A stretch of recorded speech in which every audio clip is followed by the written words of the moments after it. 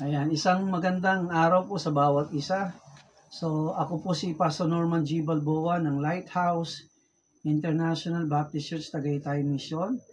So, kami po ay bumabati ng National Baptist Day sa bawat isa. So, ang gawain po rito sa lugar ng Tagaytay, sa biyaya ng Panginoon ay patuloy na lumalago sa bilang. Meron po tayong mga kabataan dito sa children. Patuloy po natin dinedevelop yung pagtuturo sa kanila at kailangan po natin ng mga committed teachers actually sa lahat ng paglilingkod.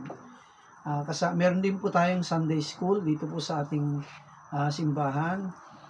May mga tagapagturo po tayo dyan na maaasahan sa biyaya po ng Panginoon. Tayo rin po ay aktibo sa mga soul winning activities dito po sa lugar ng Tagaytay, Follow of Works.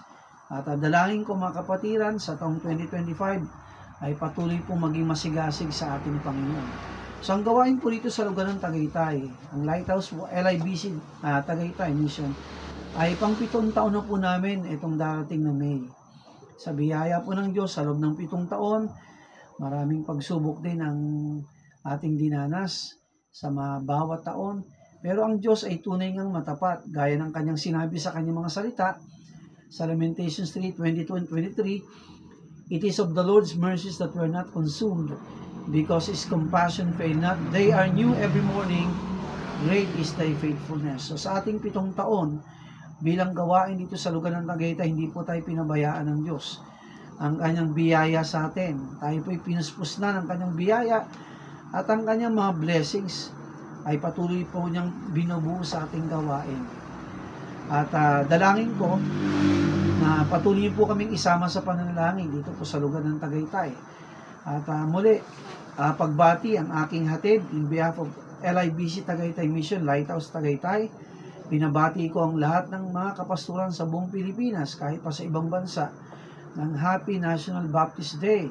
Salamat po sa batas na ito, Republic Act 11897, na ang ating pangalan bilang Baptist ay dahil tayo nga po ay tumutulong sa education, hindi lang po sa spiritual, kahit po sa mga education sa school, tumutulong po tayo dyan, no? Spiritual and also physical, tumutulong po tayo sa ating mga lugar. So patuloy po nating iwagayway, ipahayag ang pangalan ni Kristo. Patuloy po nating ituro ang ebanghelyo ng ating Panginoon, ang the whole counsel of God sa maraming tao.